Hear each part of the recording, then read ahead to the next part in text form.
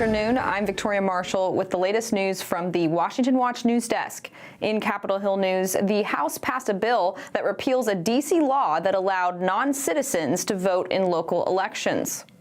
The primary factor that differentiates American citizens from non-citizens is the right to vote.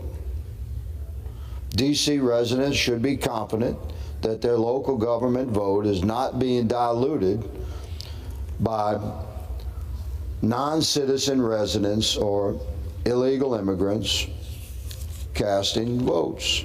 The D.C. Non-Citizen Voting Act, which the D.C. Council passed in October of 2022, allowed non-citizens, including foreign diplomats and illegal immigrants, to cast ballots in district elections. Since D.C. is under the jurisdiction of Congress, however, Congress has the authority to strike down laws passed by the D.C. City Council. 52 House Democrats joined Republicans in voting for the bill. And also in Capitol Hill news, Senate Democrats forced a vote on a border security bill that failed earlier this year. The bill did not pass, as Senate Republicans believe it does nothing to solve the border crisis. Here's what Senate Majority Leader Chuck Schumer said about the bill earlier today. So, to my Republican colleagues, you wanted this border bill. Today we vote on this border bill, and it's time to show you're serious about solving the problem. With the 2024 election coming up, Democrats are hoping to change the narrative that they are not soft on illegal immigration and show that it's actually Republicans who are the ones who are unserious about fixing the border crisis. Here's what Texas Senator Ted Cruz said. That failed border bill is nothing but a fig leaf that pretends to do something about border security, but wouldn't actually secure the border. In fact, if it became law, it would make the problem worse.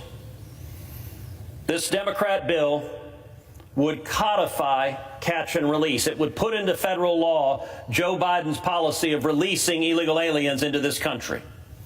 That is the cause of the open border crisis. Texas Senator John Cornyn also condemned the bill, accusing Democrats of hypocrisy. Senator Schumer and President Biden thinks the American people are stupid. They think they can pull the wool over their eyes, and somehow, after 3.5 years of open border policies, claim that they are now the party of border security. And in other domestic news, the New York Times has manufactured a fake political scandal against Supreme Court Justice Samuel Alito in the hopes he recuses himself from any case involving the 2020 election or former President Donald Trump. In an article published Wednesday, the New York Times documents how last summer, Alito flew an Appeal to Heaven flag outside his vacation home in New Jersey. The New York Times argues this flag is controversial because it was carried by protesters outside the Capitol on January 6 and is, quote, now a symbol of support for former President Donald Trump and a push to remake American government in Christian terms, end quote. Now, what does the Appeal to Heaven flag mean? It was originally used by a squadron of 6 frigates commissioned under George Washington during the Revolutionary War. The motto Appeal to Heaven comes from British philosopher John Locke and means that when people face injustice and have no one on earth to defend them, they must rely on a higher power and even take up arms in the fight for justice, which was the philosophy behind the American Revolution. And yet Democrats, along with their allies in the mainstream media, are doing everything they can to contort this into a political scandal for their own gain. Following the report, House Minority Leader Hakeem Jeffries is calling on Alito to recuse himself from any case involving January 6.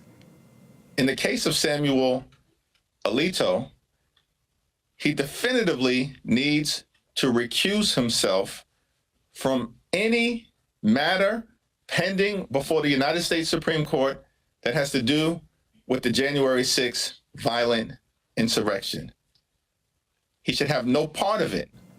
And those are today's headlines. I'm Victoria Marshall. For more news and commentary, be sure to check out the Washington Stand at WashingtonStand.com. Up next is Washington Watch with Tony Perkins. We'll see you tomorrow with more news.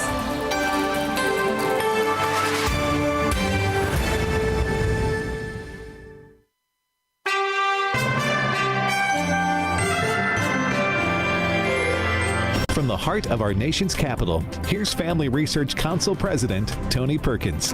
Good afternoon. Welcome to Washington Watch. Thanks for joining us as we take you beyond the headlines to hear directly from our nation's leaders and newsmakers as we pursue the truth on the issues that matter most to you and your family, all from a biblical worldview. I'm your host, Tony Perkins, and Washington Watch starts now. Israel has facilitated the entry of 500,000 tons of humanitarian aid into Gaza, including almost 20,000 trucks of food, while Hamas has been bombing humanitarian crossings, damaging water pipes, and stealing aid from the people of Gaza.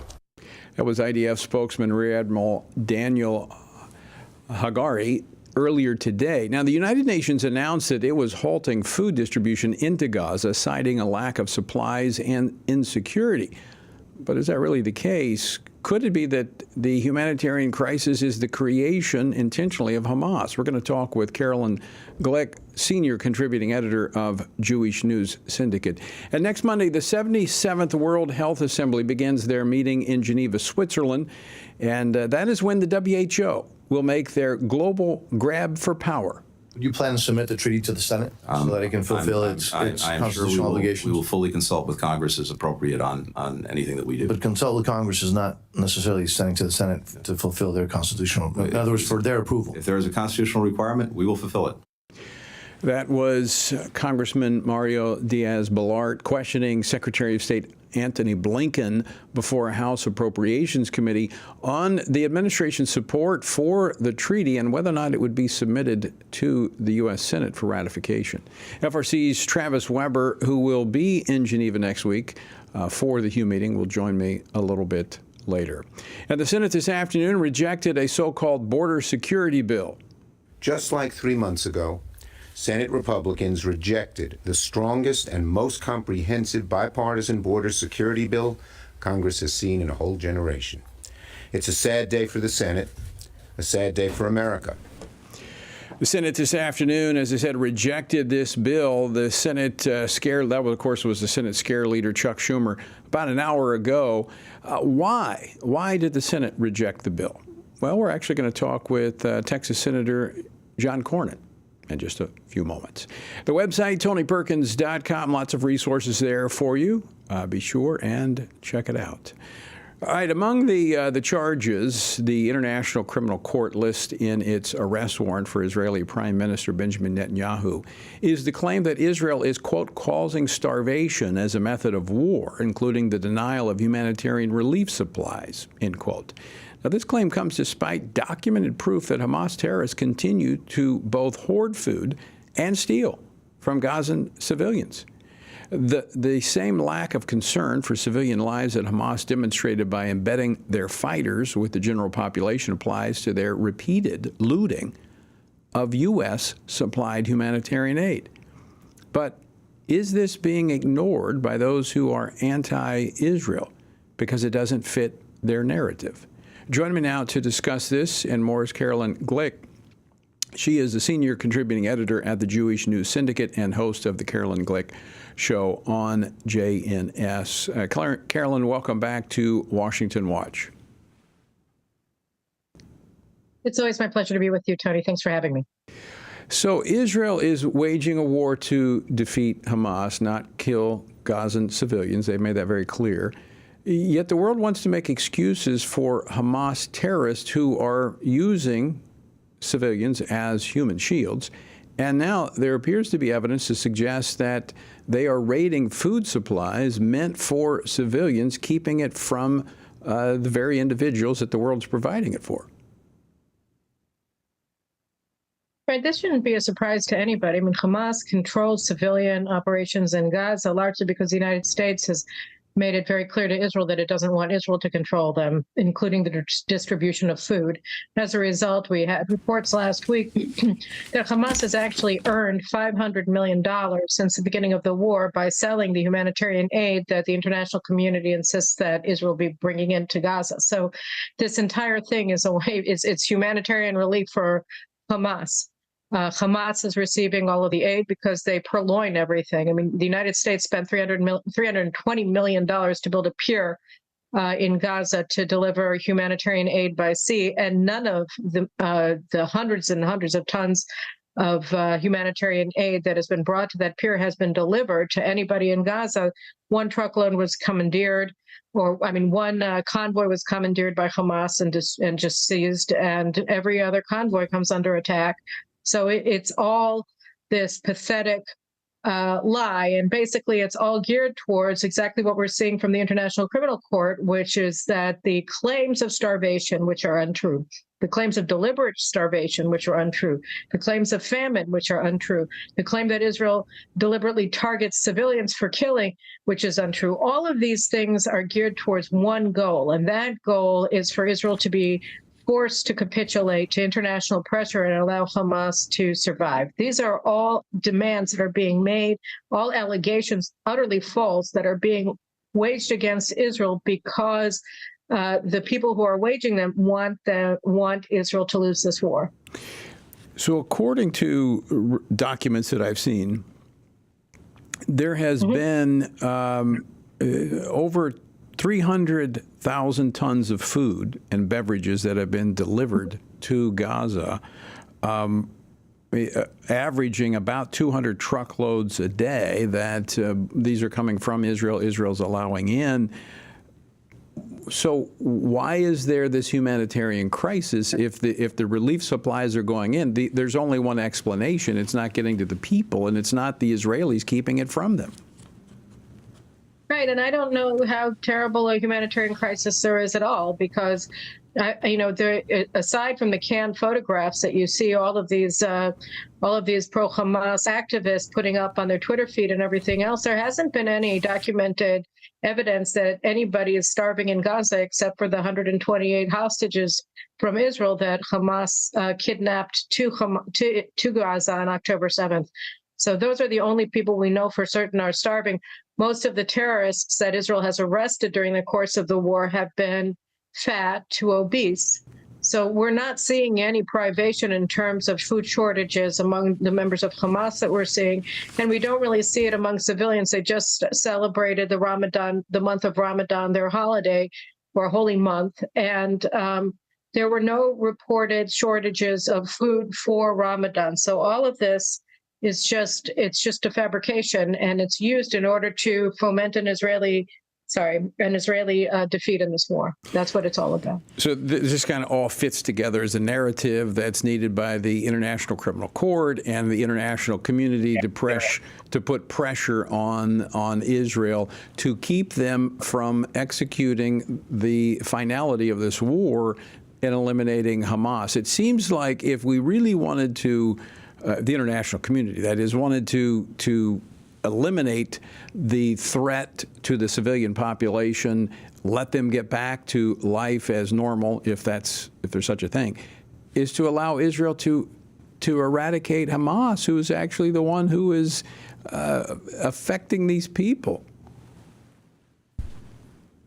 Tony, you're absolutely right. And starting from the very early stages of the war, I'm talking about October 9th, 10th, it was obvious that the best way to win the war was to seize control of the international border with Egypt and allow civilians who were checked to leave Gaza.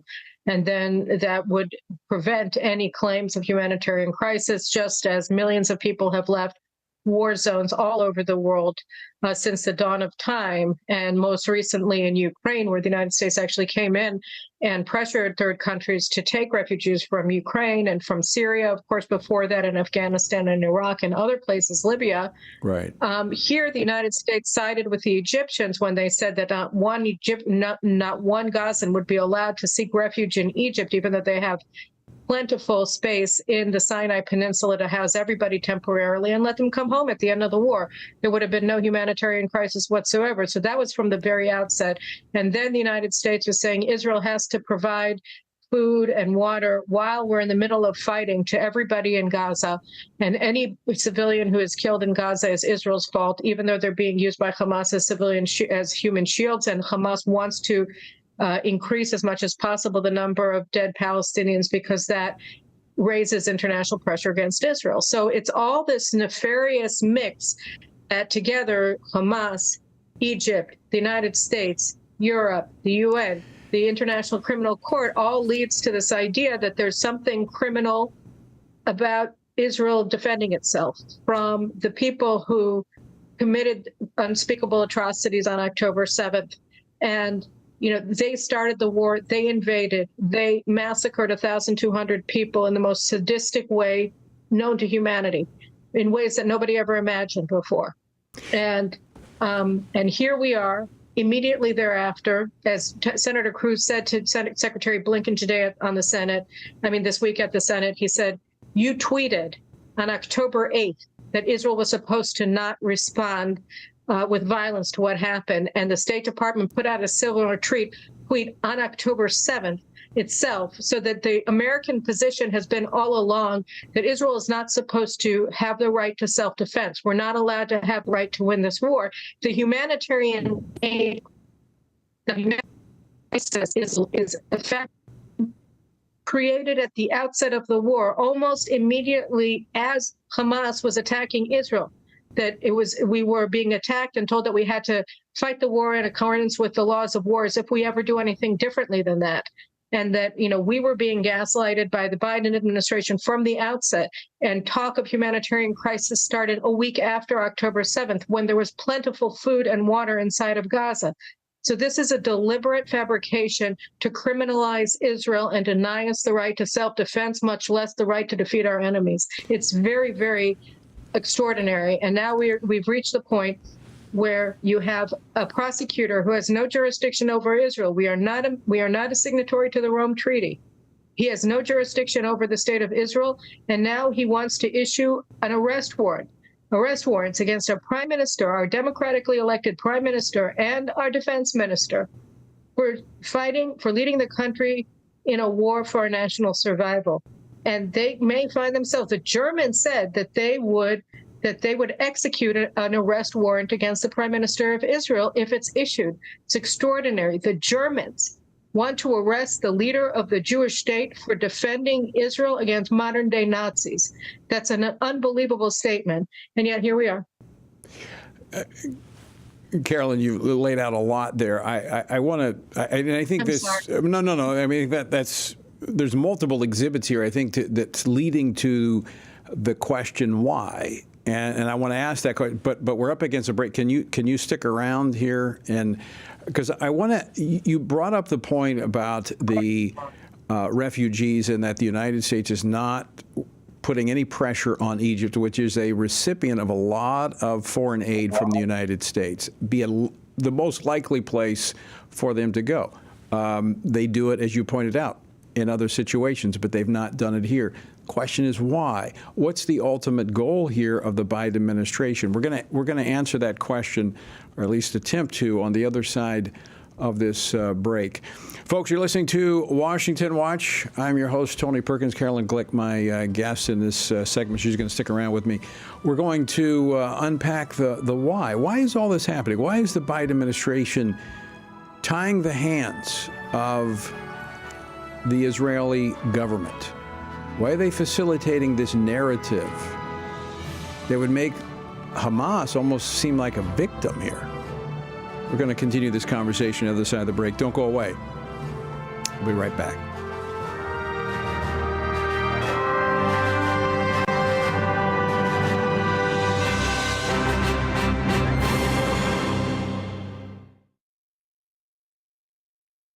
Sometimes the headlines are overwhelming, and it feels like we're all alone and there is nothing we can do.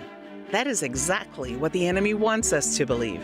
Reading through the Bible, there are many things that are counterintuitive. One of them is that God never uses a majority. It is always a minority devoted to the truth. Here at Family Research Council, we are grateful to stand side by side with other believers for the truth. And as a result, God is making a difference. When you partner with us, you are joining with Christians around the nation in standing together for the truth of God's Word, supplying pastors and parents and school boards with training and resources to stand up against the indoctrination of our children. Together, with God's help, we can preserve freedom for the next generation. Go to frc.org and become a STAND member today.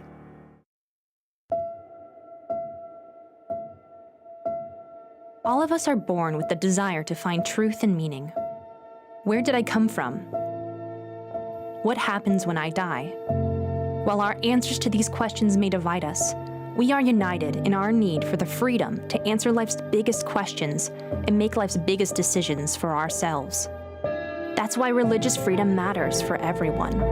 Religious freedom matters because the powerful have long wanted to control those who are less powerful. Religious freedom matters because the freedom of those who are different is often threatened by those who believe different is dangerous. Leah Sheribu, a Christian teenager in Nigeria, remains a captive of Boko Haram for her refusal to renounce her Christian faith. Chinese pastor Wang Yi is serving a 9-year sentence for speaking publicly against the Chinese government. In Pakistan, Asif Pervez is on death row for allegedly sending a blasphemous text message. All of this because people in power decided different is dangerous.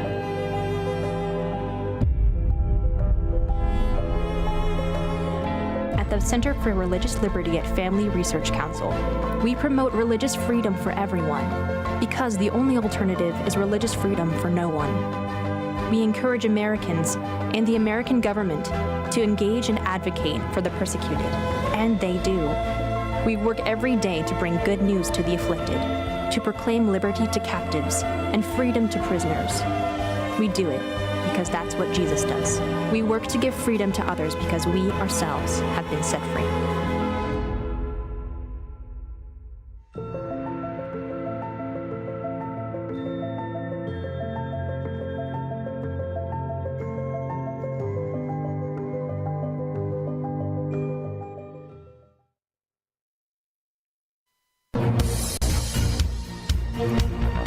Welcome back to Washington Watch. Good to have you with us on this Thursday. The website, TonyPerkins.com. My guest, Carolyn Glick.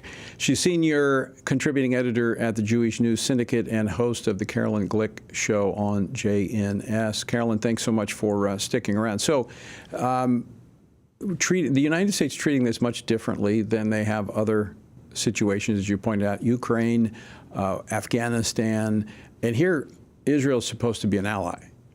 You think we would actually work extra hard to make it easier for Israel, but it looks like we're working extra hard to make it difficult for Israel. So why? Is this about being able to fulfill the long-time desire of the left for this two-state solution in Israel, to force this upon them? What's the end game here?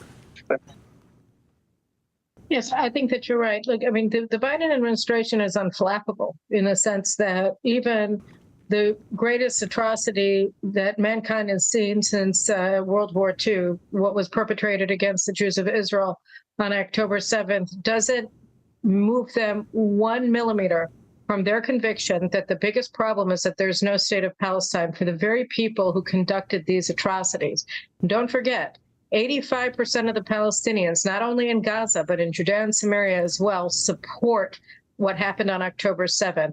Over 90% of Palestinians said that they're more proud to be Palestinians today than they ever were before October 7th. So these are the people that the White House thinks need to have a sovereign state. And not only do they need it in Gaza, they need it in areas that Israel, that are the biblical heartland of the Jewish people, of the Jewish state, Judea and Samaria, are from, and where the Bible took.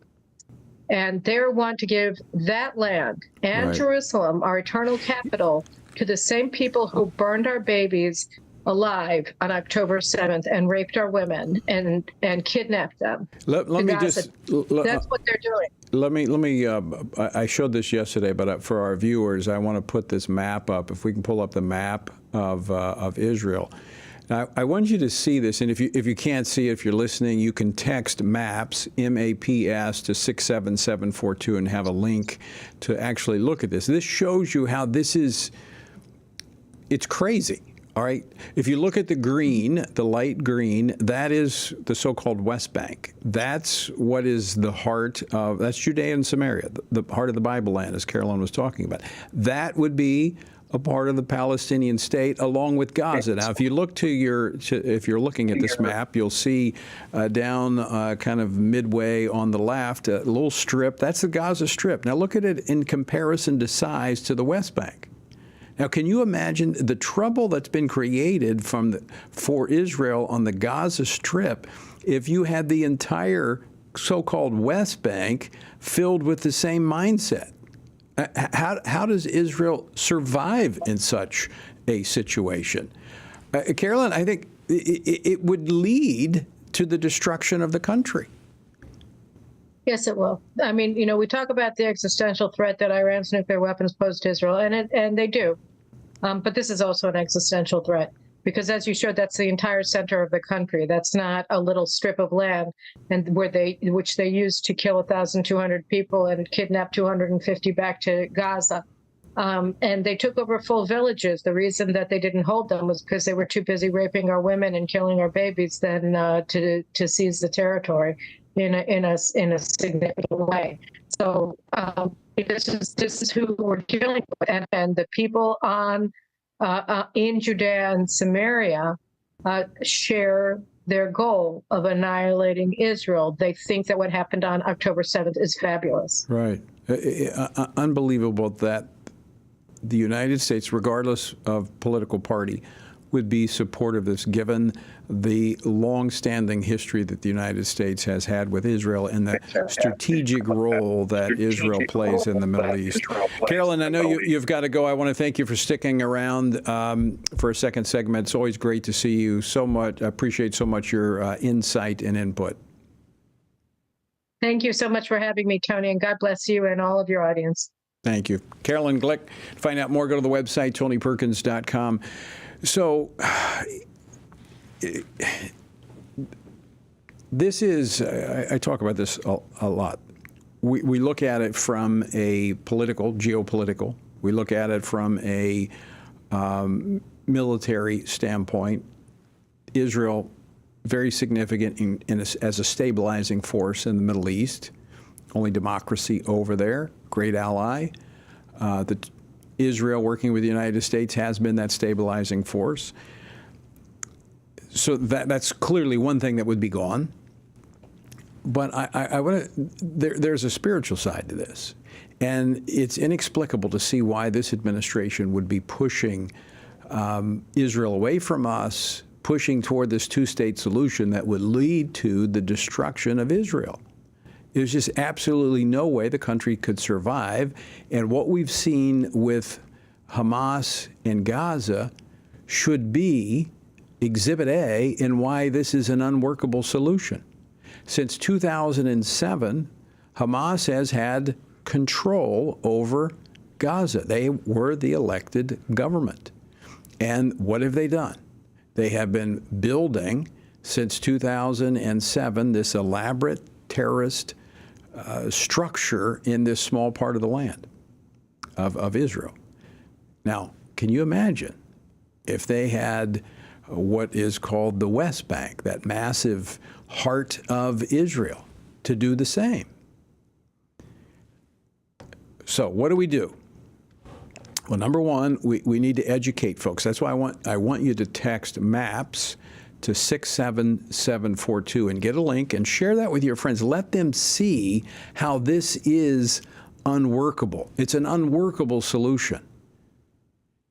We need to pray. We need to pray for the peace of Israel. And that's for all people, because everyone benefits when that area is at peace. Now, I know peace is not going to come anytime soon from a standpoint of until the Prince of Peace comes, but we can have a managed peace there. And one of the ways that happens is when America stands strong with Israel. And that means we need to vote. We need to vote for those who will stand with Israel and not against it. And folks, you know, God says that land is theirs. He's been adding to it. We don't want to take away from it.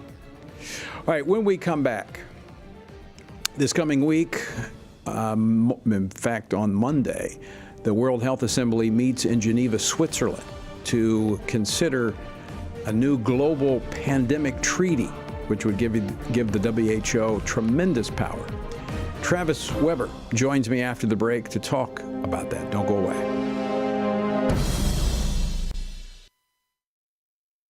Everything we do begins as an idea.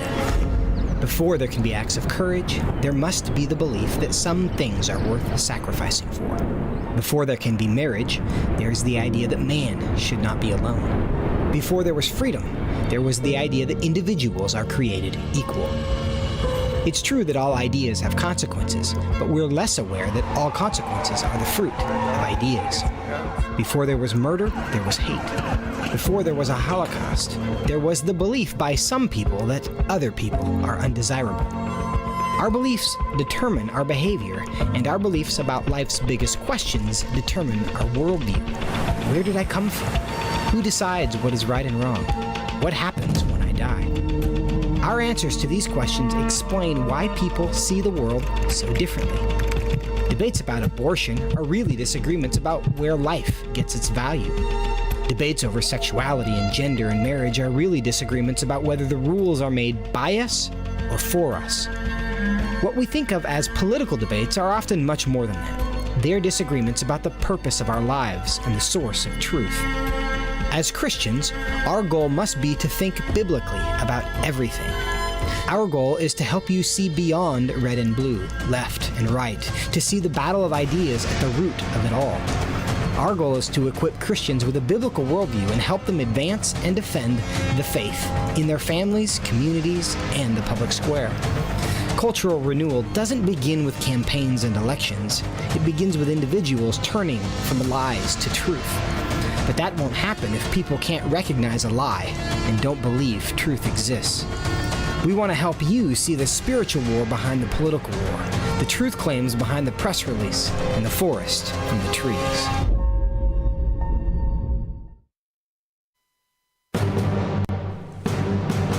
Welcome back to Washington Watch, website TonyPerkins.com. And again, if you'd like to get a link to see those maps that I made reference to earlier, just text MAPS, M-A-P-S, to 67742. All right, the 77th World Health Assembly will meet in Geneva, Switzerland, beginning next Monday to consider amendments to the international health regulations and a new pandemic treaty, both of which will substantially expand the United Nations organization's power. That is the World Health Organization. Join me now to discuss this, Travis Weber, Vice President for Policy and Government Affairs here at the Family Research Council, who will actually be traveling to Geneva to be there next week to observe and report from the World Health Assembly. Travis, welcome back to Washington Watch. Thank you, Tony. So it looks like, based upon some comments, that there's some difficulty getting this across the line. So it looks like the awareness, the agitation, if you will, that we and others have created may be derailing their plan to get this thing through and grab that power next week. Certainly, there have been a number of issues raised, and there appears to be some log jams with regard to agreement on these issues, and it's understandable. It's understandable that sovereign nations do not want to automatically give up their right to control their own intellectual property, their own productivity, economic output, and sovereignty ability to determine the course of action for their nations, and be it at the hands of the WHO. And so it's common sense that we would see what we're seeing. UK Telegraph, op-ed pages of the Telegraph, other outlets putting out opinion pieces by people saying, look, we're not so sure our nation should go ahead. Even Secretary Blinken himself admitting before Congress in the past few days that we don't really know that there's agreement right now on this pandemic But they're agreement. pushing for it, but they're trying to get a consensus. The Biden administration appears to be all in, but just this week, 24 governors writing to the president saying, don't sign on to this, because the governors appear to be more concerned about their sovereignty than Joe Biden seems to be concerned about the sovereignty of the U.S. The governors have a very important claim that they make in that letter. As a constitutional matter, under our nation's constitution, we hear a lot, Tony, we hear a lot in the press and in the culture right now about democracy, protecting democracy. Well, if we're going to look at that, the Constitution leaves healthcare to the states, does not put it in the hands of the federal government, certainly does not put it in the hands of the federal government to be automatically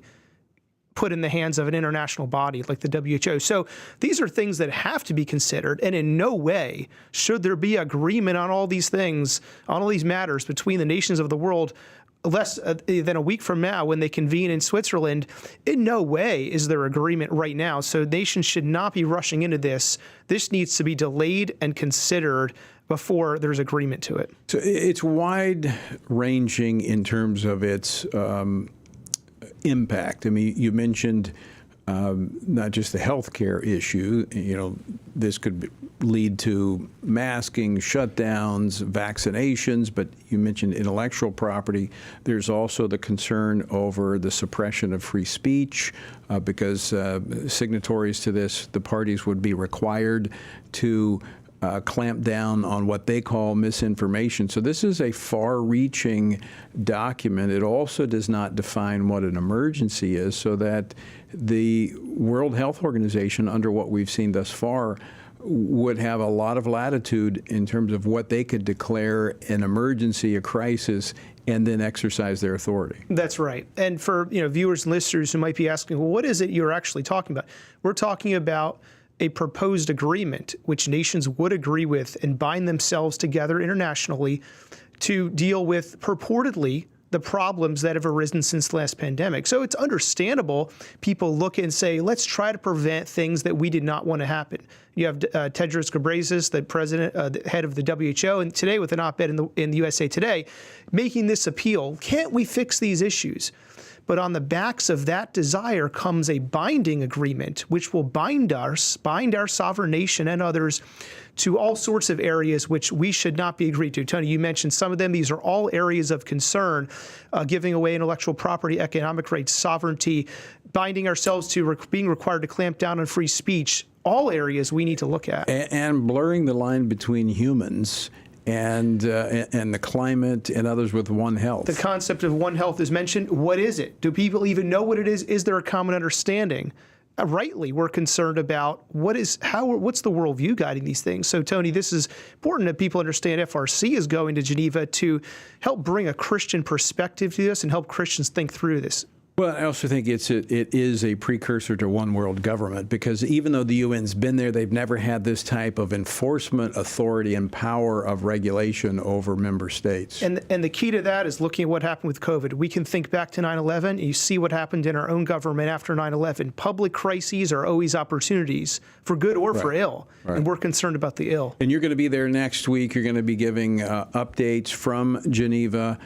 So, folks, if you want to stay abreast of what's happening, not only tune in, Travis will be joining me each day here on Washington Watch, but you'll also be doing updates from Geneva. Simply text WHO to 67742, and you'll get on the list to get those updates. Again, that's WHO to 67742.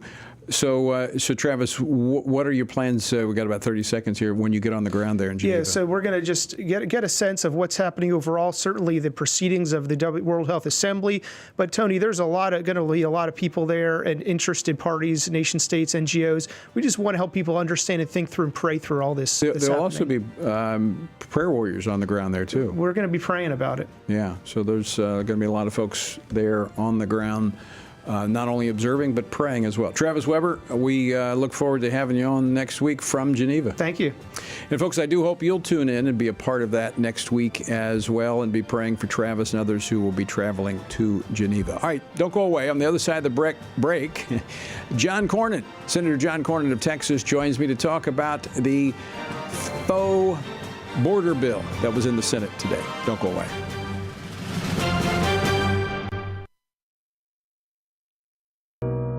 America was a bright light until the culture gave into darkness. But we won't. We're in a battle for the soul of our nation, between right and wrong, between truth and lies. At a time when the mainstream media is blocking Americans from truth, millions are searching for a source of trustworthy news that shines a light in the darkness. At this time of great need, FRC is lighting the way forward. For 40 years, Family Research Council and its partners have stood together to advance and defend biblical truth in government and culture.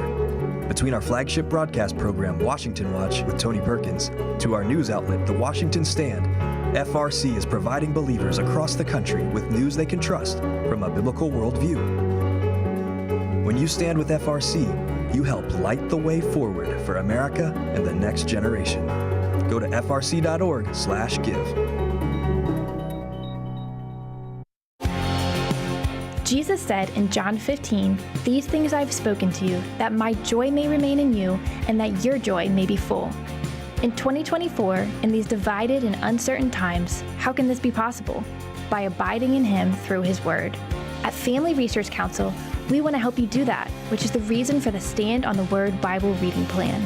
In just 10 to 15 minutes each day, you will have read the entire Bible in just 2 years.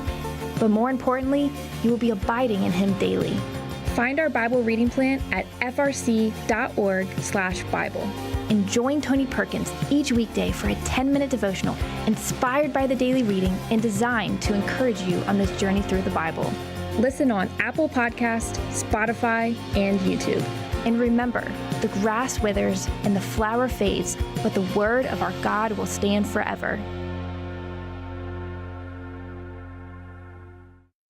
Research has found that there are 59 million American adults who are a lot like you. There are millions of people around the country who are born again, deeply committed to practicing their faith, and believe the Bible is the reliable Word of God. But that's not all.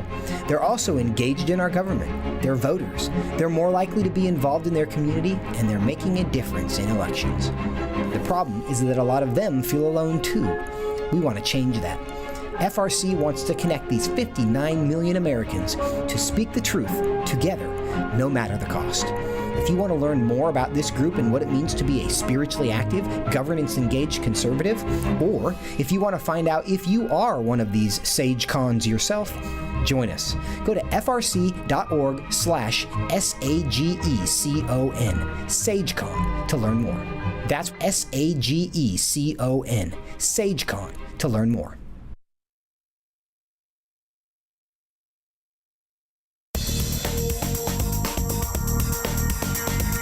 Welcome back to Washington Watch. Good to have you with us on this Thursday afternoon. The website, TonyPerkins.com. Also, to get a link to this maps that we were talking about earlier, which really is instructive. Text MAPS, M-A-P-S, to 67742, and you can see what we're talking about when we're talking about this two-state solution. Very, very insightful when you actually look at the maps. All right, our word for today comes from 1 Samuel chapter 21. Then David arose and fled that day from before Saul and went to Achish, the king of Gath. And the servants of Achish said to him, "Is this not David, the king of the land? Did they not sing of him to one another in dances, saying, Saul has slain his thousands and David his 10,000s? Now David took these words to heart and was very much afraid. So he changed his behavior before them, pretended madness in their hands, scratched on the doors of the gate, and let his saliva fall down on his beard." Well, apparently gripped with fear, David ran from Saul and went to the hometown of Goliath, the giant he had killed carrying the giant's sword, seeking protection from Achish. And not a good idea. You know, fear leads us to take matters into our own hands, making bad decisions that only leads to greater fear. As David later wrote, he learned a lesson. He said, "It is better to trust in the Lord than put confidence in man." To find out more about our 2-year journey through the Bible, text Bible to 67742. Well, this afternoon, Senate Democrats launched another effort to shield the Biden administration from blame for its disastrous border policies, bringing back to the floor of the Senate similar border legislation to a bill that failed in February, once again lacking the votes to advance it. Now, that was the same thing that occurred last time.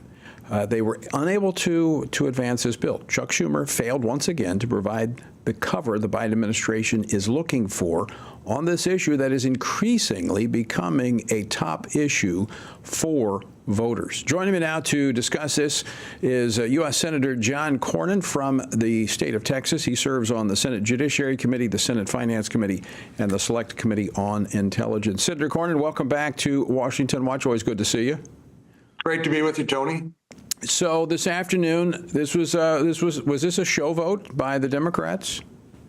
Absolutely. It was a non-serious effort to try to get some political cover for all the reasons you mentioned. The Biden administration and Democrats have done nothing while millions of migrants have made their way across the border and moved across the country.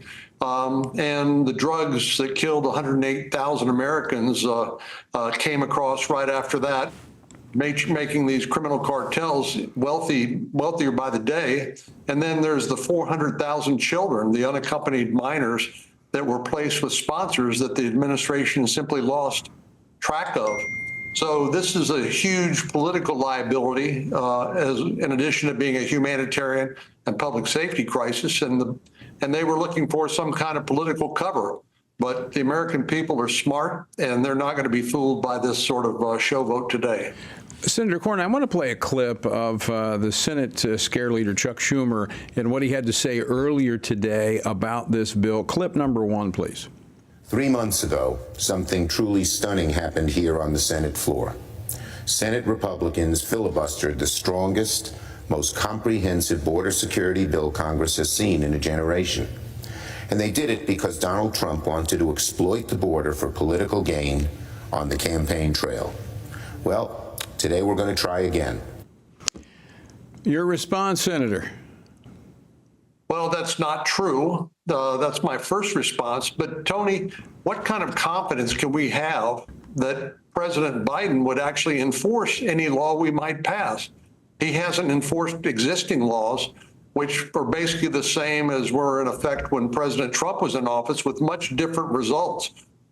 We had much better control of the border back when President Trump was president of the United States, because that's the job of the executive, which is to enforce the laws. Congress can pass laws, yes, but if the administration is unwilling to enforce them, that's, I think, the reason why there wasn't a lot of enthusiasm for this particular piece of legislation. Yeah, as I understand the bill, and I've looked at it, and I think this is identical to the previous bill that was advanced. This really isn't a border security bill. It's an immigration enhancement bill, is it not? Yeah, the part of the problem is it basically would make it possible for as many as 5,000 migrants a day to make it across the border before there would be a surge of resources to deal with the overage or the higher numbers that we've seen as high as 13,000 a day at one point. But the concern was that this is not so much a desire to secure the border now as to tie the hands of the next president. I think our Democratic colleagues realize increasingly it looks like President Trump will be president, and they'd like to try to find some way to handcuff him with the current policies that would be part of this bill. Right. So that was another problem with this particular legislation. It really would make it harder for President Trump to clean up the mess next year. So, Senator Cornyn, I mean, the narrative of the Democrats is that the Republicans rejected this legislation at the behest of former President Trump in order to campaign on the Biden administration's disastrous border policies. But, I mean, as you just pointed out, the president has the authority, just as President Trump had the authority, to address the border situation. I was there on the border a few times during the Trump administration, the last time being after he put in place the Remain in Mexico policy, and it was like a ghost town. There was nobody at the border. It's much different today. Well, basically, the Biden administration has done nothing but welcome migrants and then releasing them into the interior of the United States, some claiming asylum and waiting perhaps as many as 10 years before they would ultimately go before an immigration judge. But many of them were paroled, which is a unique meaning here. But basically what that means is that they're released, even when they are not claiming asylum, as a way to manage the bottlenecks at the border. So this bill was more of a management of this humanitarian and public safety crisis to try to move people into the interior of the country. But as we've seen with Governor Abbott, among others, transporting some of these migrants to the sanctuary cities of Washington, D.C. and New York and Chicago, other places are starting to feel the consequences of this problem, as well as the drugs that are taking the lives of young people all across the country, with fentanyl poisoning alone being the leading cause of death of young people between the age of 18 and 45. Would it be accurate to say, Senator Cornyn, that if the Senate, under the leadership of Chuck Schumer, were serious about addressing the border, that they would simply have a vote on H.R. 2, which passed the House last year? Absolutely. That would be the first step. And because, as you might imagine, the House wants the Senate to vote on the bill that they passed last year. And you can imagine, even if there were the votes in the Senate to pass the legislation we voted on today, the House would be unlikely to take that up. So again, this is more of theater and more of a show vote than it is actually trying to solve a real problem. Over on the other side of the Capitol this afternoon, the House moved a vote to repeal a Washington, D.C. law, because Congress has oversight of Washington, the federal city, that allows non-citizens to vote in local elections. Now, Washington, D.C., this isn't the only city that allows that. But what we had was 52 Democrats joined with all Republicans in the House to pass this bill. How concerned are you about election integrity with the November election approaching? Well, I'm very concerned. We saw after 2020 that there were efforts across the country and the individual states to make sure that the integrity of the vote was protected. We want to make it easy for every legitimate voter to cast their ballot, but conversely, we want to make sure that people who are not authorized to vote can, because it dilutes the vote of legal voters. But as you point out, we have special jurisdiction over the District of Columbia, Washington, D.C., and I think it's the right message, it's the right vote, and hopefully sends a message across the rest of the country that this is about American citizens being able to vote, not just casting the most votes from whatever source, including people who are not legally present in the country. Now, you're part of the Republican leadership in the Senate. Any chance that the Republicans will be able to force a vote on this in the Senate? We certainly will try. Senator Schumer, as you know, controls the agenda as the leader, the majority leader, but there are various mechanisms that we can use, including calling up the bill under a unanimous consent. I think it's pretty sure that Senator Schumer and others will object, but I think it also raises the visibility of the issue, but it also puts the responsibility squarely where it belongs with Democrats to block this common sense piece of legislation. You know, I don't know if you agree with me or not, but I think allowing non-citizens to vote is un-American. I mean, absolutely. What we're doing is we are undermining what this country stands for. Now, if they want to become citizens and they go through the process, I welcome. That's great. But this is undermining our republic, our institutions in which we have confidence and trust by allowing non-citizens to vote. I can't imagine any other country allowing people to come in and manipulate the system as we're allowing to occur. Well, Tony, let me give you one additional reason to be concerned. Senator Hawley Senator, our colleague from Haggerty from Tennessee, introduced an amendment which said that you could not count non-citizens for purpose of the Electoral College or for purposes of drawing congressional districts. Right now, that's not the case, and every single Democrat in the Senate voted against that. So I think there's a very clear trend here, letting people in without any restrictions across the border, letting non-citizens vote, and then letting those non-citizens form the basis of drawing congressional districts and the Electoral College. It's a pretty consistent trend, and it's not a good one. So what do you think is the primary motivating factor for the Democrats just to basically ignore the rule of law and allow people to flood this country and then vote? Is this their blitz to try to take over the country with illegal votes? I don't know if there's any other conclusion to be drawn. I've been reluctant to sort of say, well, that's what they're doing, but I don't know of any other explanation for what they're doing. Flooding illegal immigrants into the country, allowing them to vote, and then using those non-citizens for purposes of drawing congressional lines in the Electoral College. I don't know any other explanation other than it's a quest for power, political power.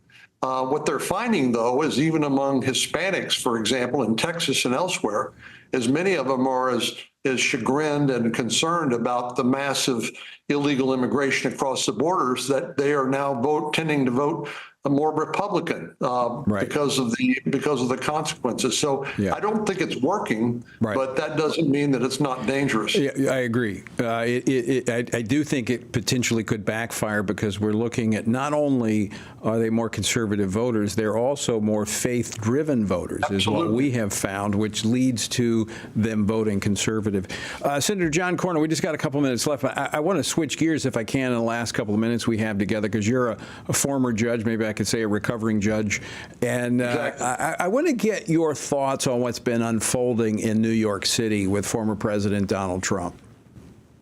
Well, I'm deeply troubled, Tony. You know, there's certain basic institutions in our country that should be beyond politics, and I think the judiciary and our justice system are those institutions. We've seen the erosion of public confidence in the FBI and the Department of Justice at the federal level, but to have it what is blatantly a political prosecution of the Republican nominee for president of the United States during the campaign for presidency is, I think, outrageous, and also further undermines people's confidence in that what's supposed to be a non-political, nonpartisan institution. But then when you dig down and you look at the very allegations here, none of this should have gone to trial because all of this would either be barred by the statute of limitations, and the prosecutor can't tie this to any sort of federal criminal offense. So I hope the judge does the right thing and dismisses this case ultimately. If not, I hope the jury will acquit the president. But this is very deeply damaging and corrosive to public confidence in what should be one of the basic institutions in our society.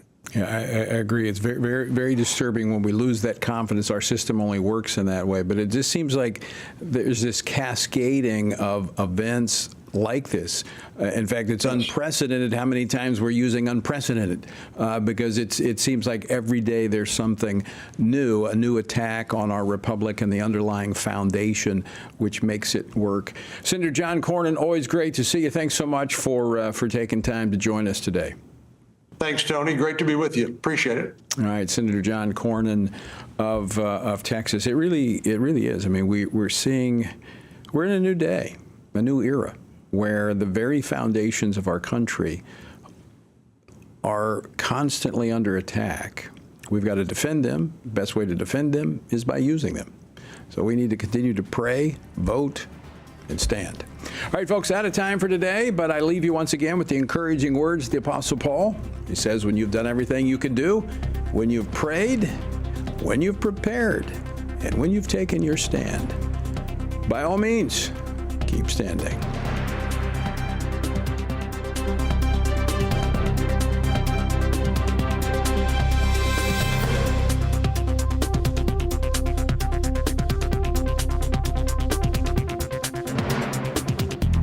Washington Watch with Tony Perkins is brought to you by Family Research Council and is entirely listener-supported.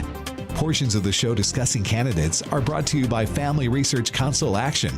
For more information on anything you've heard today, or to find out how you can partner with us in our ongoing efforts to promote faith, family, and freedom, visit TonyPerkins.com. Also, to leave a comment about Washington Watch, call our watch line at 1-866-372-7234. That's 1-866-372-7234.